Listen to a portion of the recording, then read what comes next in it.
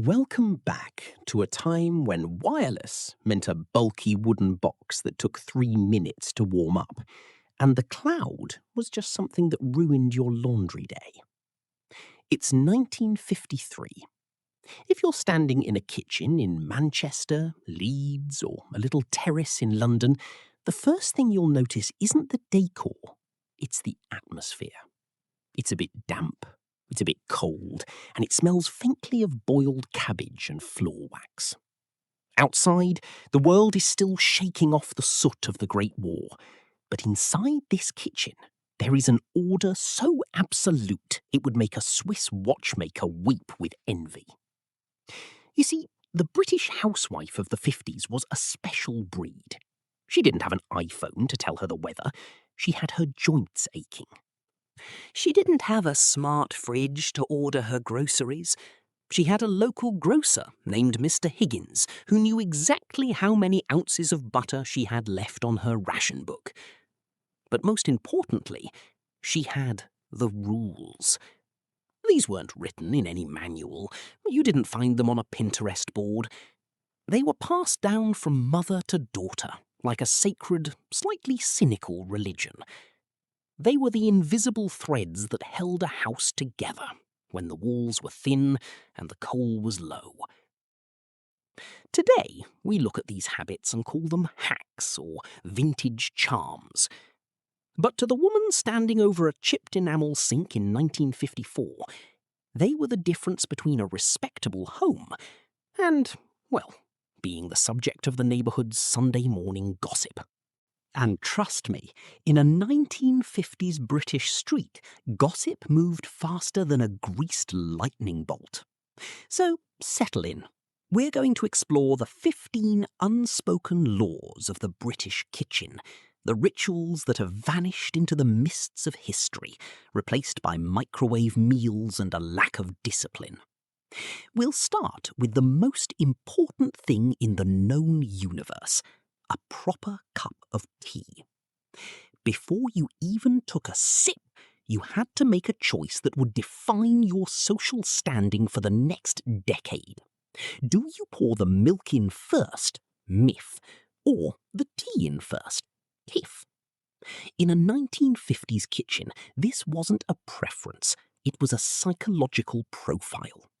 If you were myth, you were likely using the thick, sturdy pottery mugs found in most working-class terrace houses. Why? Because the milk acted as a thermal shock absorber. If you poured boiling tea directly into cheap earthenware, it might just crack, and then you'd have a puddle of Earl Grey on your shoes and a very cross mother. But if you were TF, you were signalling to the world that your cupboards were stocked with fine bone china.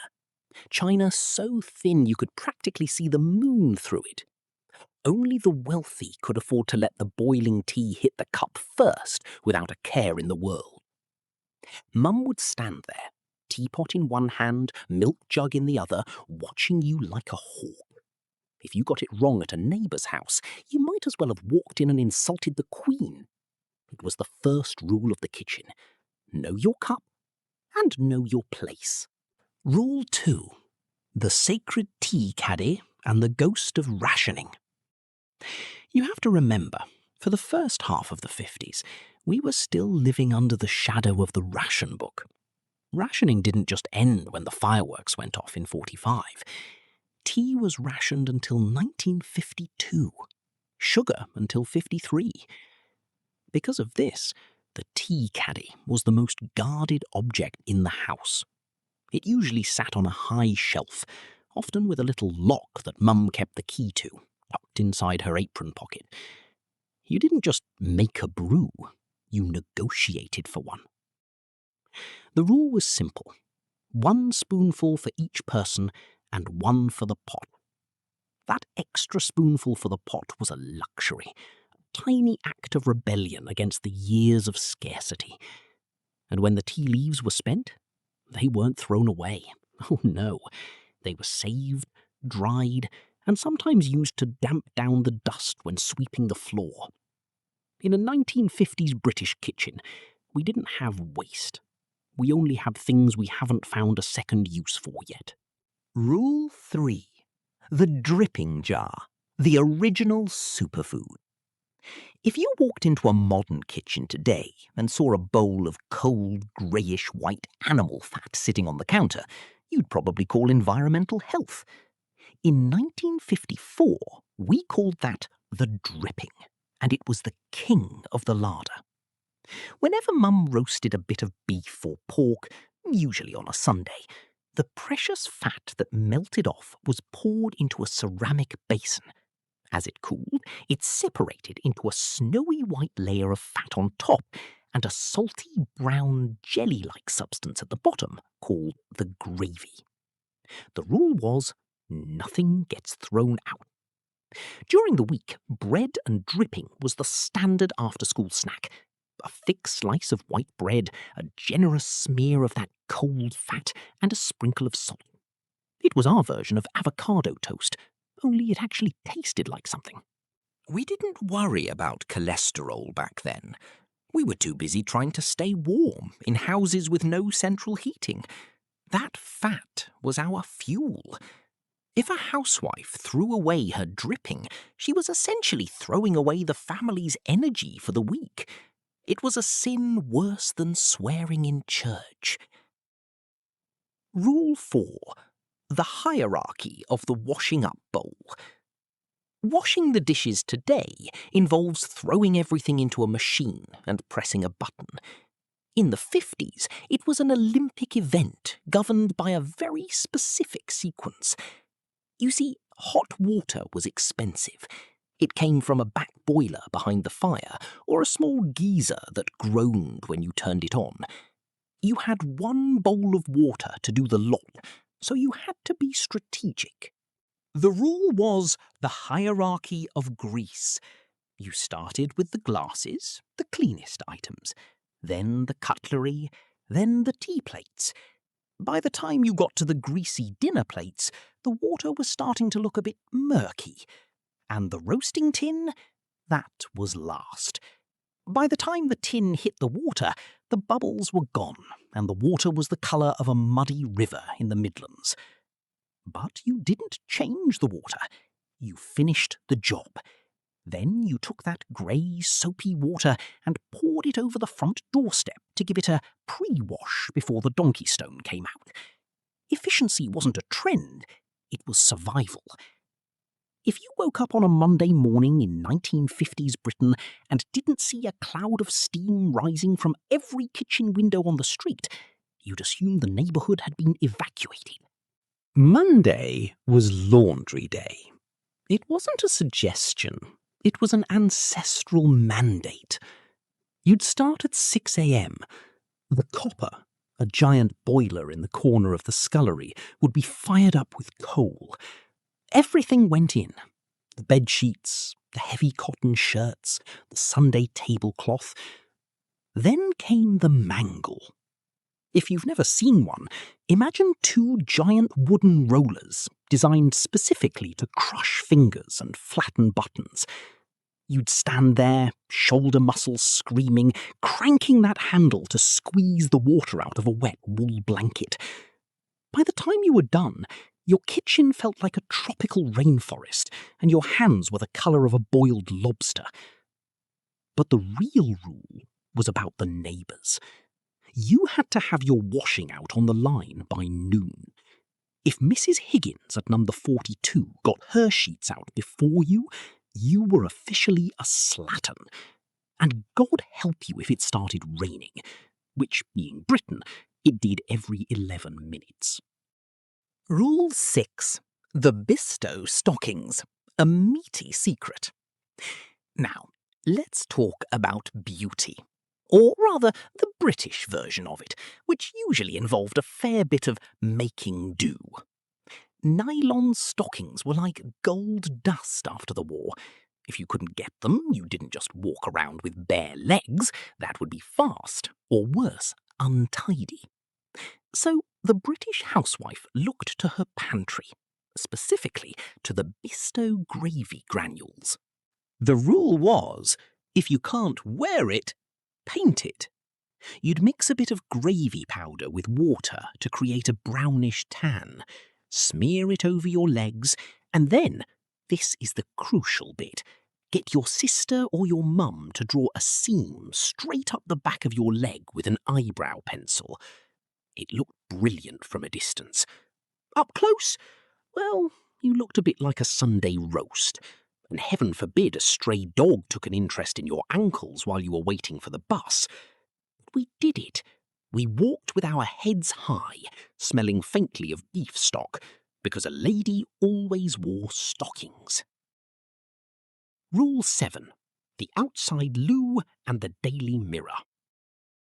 We have to talk about the convenience, though in the 50s it was anything but convenience. Most terrace houses still had the outside loo. The rule was, be quick or be frozen. You'd have to put on a coat just to go to the toilet. In the dead of winter, you'd be sitting there in the dark, praying the pipes hadn't frozen, with nothing but a candle and a very specific type of toilet paper. We didn't have 4-ply quilted rolls back then. We had the Daily Mirror, or the Manchester Evening News. Mum would spend Sunday evening cutting the newspaper into neat squares, punching a hole in the corner and stringing them together with a bit of twine. There was a certain skill to it. You had to scrub the paper together to make it soft enough to use without losing a layer of skin. And you always made sure to avoid the pages with the local news, because nobody wanted to read about the mayor's new hat while they were, well, you get the idea. Rule 8. The donkey stone.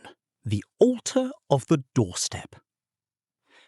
Finally, for this part, we must address the donkey stone.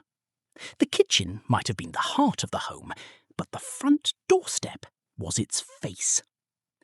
Every week, Mum would get down on her hands and knees, often on a bit of old sacking to protect her stockings, and scrub the stone doorstep until it was spotless. Then she'd take a donkey stone, a block of hearthstone, and rub it on the edge to create a bright white or cream border. It was a signal to the world. It said, we might be poor, we might be living on dripping and gravy legs, but we are respectable. If you let your doorstep go grey, the whole street knew your standards had slipped. It was the ultimate unspoken rule of the British housewife. You don't just keep your house clean, you make sure the neighbours know you've kept it clean. By Friday, the Sunday roast was a distant, greasy memory, and the dripping jar was looking a bit depressed. This was the day of the mystery soup. The rule was, if it's in the larder and it isn't moving, it goes in the pot. We didn't have best before dates back then. We had the sniff test. If Mum sniffed a carrot and didn't immediately faint, it was chopped up. But the secret weapon was the marrow bone. You'd go to the butcher and ask for a bone for the dog, even if you didn't have a dog, and he'd give you a massive, prehistoric-looking femur for a penny. That bone would simmer for 6 hours until every bit of goodness was extracted. The result was a soup so thick you could practically walk across it. It tasted of survival and victory. If you found a bit of actual meat in your bowl, you kept quiet about it, or your brother would have it off you before you could say, God save the Queen. Rule 10. The twin tub. Technology's revenge. As we moved into the late 50s, technology arrived in the British kitchen, and it came in the form of the twin tub. This wasn't a washing machine, it was an electric death trap that required the coordination of a fighter pilot. The rule was, never turn your back on the spinner. One side of the machine washed the clothes in a whirlpool of boiling soapy water, and the other side, the spin dryer, rotated at roughly the speed of light. You had to transfer the heavy, sodden clothes from the wash side to the spin side using a pair of wooden tongs. If you didn't balance the load perfectly, the machine would start walking across the kitchen floor like a possessed refrigerator. I once saw our twin tub nearly make it out the back door before Mum tackled it. And the noise! It sounded like a Lancaster bomber was landing in the scullery. But hey, it was better than the mangle, even if it did try to take your arm off once a week. Rule 11. The Green Shield Stamp Obsession. If you want to know what kept the British housewife going, it wasn't just gin and tonic. It was the dream of a free toaster. Enter the Green Shield stamps.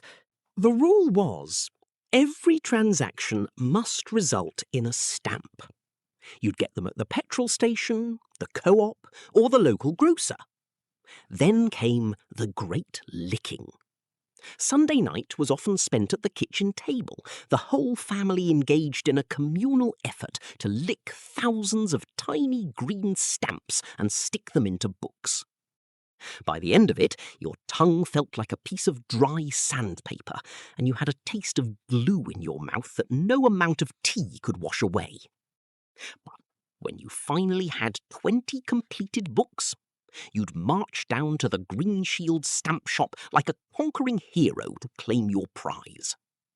It was the only time you'd see a British woman look truly smug, carrying a new teasmade she technically earned through 3 years of aggressive shopping and tongue-blistering labour. Rule 12. The airing cupboard. The warmest heart of the house. Before central heating turned our houses into dry boxes, we had the airing cupboard. This was a small, dark cupboard built around the hot water tank. The rule was, nothing goes in the drawer until it's been aired. Because the British climate is basically one long, continuous drizzle, clothes never truly dried on the line. They were always mungy. That's a technical term for being 2% damp and 100% cold. Everything, vests, knickers, school shirts, had to spend 48 hours in the airing cupboard. It was the warmest place in the house, which meant it was also where the cat lived and where you'd hide if you'd broken a window playing football. Opening that door was like a warm hug from a lavender-scented giant. If you put on a shirt that hadn't been aired, Mum would warn you that you'd catch your death of cold before you reached the end of the garden path. You didn't just wake up looking respectable on a Sunday morning. You earned it through a Saturday night of manual labour. The rule was, if it doesn't shine, you aren't going. Saturday evening was the great polish. Every pair of shoes in the house, from Dad's heavy work boots to your little sister's Mary Jane's, was lined up on a sheet of old newspaper on the kitchen floor. You'd apply the polish with a rag, let it sit until it looked dull and hopeless, and then buff it with a horsehair brush until you could see your own worried reflection in the toe caps. And it wasn't just the shoes. Sunday trousers were pressed under the mattress overnight to get that razor-sharp crease. We might have been living in a house with damp walls and a drafty front door, but for those 3 hours on Sunday morning, we looked like we owned the bank. It was a weekly performance of dignity that required zero money and a massive amount of elbow grease. Rule 14. The high tea hierarchy. Dinner was something you ate at midday, but high tea, that was the main event, usually served around 5 p.m. on a Sunday. The rule was, there is a place for everything, and everything must be in its place. The good tablecloth, the one with the hand-embroidered edges that only saw the light of day once a week, was laid out. There was a very specific geography to the table. The tinned salmon, a massive luxury, took centre stage. The bread was sliced so thin you could practically use it as a veil, and the crusts, gone, decapitated. And heaven help the child who reached for a piece of cake before the savoury sandwiches were finished. Mum would give you the look. A facial expression so powerful it could stop a steam train in its tracks. High tea wasn't just a meal, it was a lesson in patience and social grace. You sat up straight, you didn't put your elbows on the table, and you spoke only when spoken to. It was the 1 hour a week where we pretended the kitchen was a palace. Rule 15. The setting for the morning ritual. This is the rule that has truly vanished. Before Mum went to bed, she didn't just turn off the light, she set the house. The rule was, never let the sun rise on an unprepared kitchen. Even if she was exhausted from a day of mangling laundry and scrubbing doorsteps, she would set the table for Monday's breakfast. The porridge oats were put in the pot to soak. The tea mugs were lined up. The fire was banked with a bit of slack so it would still be glowing at 6 a.m. She'd walk through the dark kitchen, checking the locks, touching the cold, damp walls, ensuring her small kingdom was secure. This was a final act of service, a quiet promise to her family that when they woke up to the grey, drizzly reality of a British Monday, she would already be there, the kettle would be on, and the world would be in its proper order. Epilogue. The Keeper of the Flame. 15 rules, 15 rituals that seem like a lot of fuss to a generation that buys its soup in a plastic pot and wears pyjamas to the supermarket. But these women weren't just housewives. They were the keepers of the flame. They took the nothing of the post-war years and turned it into something. They used a lemon, a bit of sugar water, and a torn bedsheet to create beauty where there was only soot. They didn't have therapists. They had 100 brush strokes before bed. They didn't have wellness retreats. They had 10 minutes of silence with a cup of tea while the laundry dripped in the scullery. We've gained a lot of gadgets since 1953, haven't we? We have machines that talk to us and ovens that clean themselves. But sometimes, when the wind whistles through the cracks in the window, and the world feels a bit too fast and a bit too loud, I find myself wishing for the smell of a coal fire and the sight of my grandmother's hands, steady and sure, winding a pin curl. Because those women knew something we've forgotten. That a life isn't built out of things. It's built out of the small, quiet rituals we do for the people we love before we turn out the light. Thanks for wandering down this old terrace street with me. If you've got a memory of a rule your own grandmother lived by, no matter how balmy it seems now, leave it in the comments. Let's keep these stories alive before the damp takes them for good. I'm off to check the airing cupboard. I'll see you in the next one.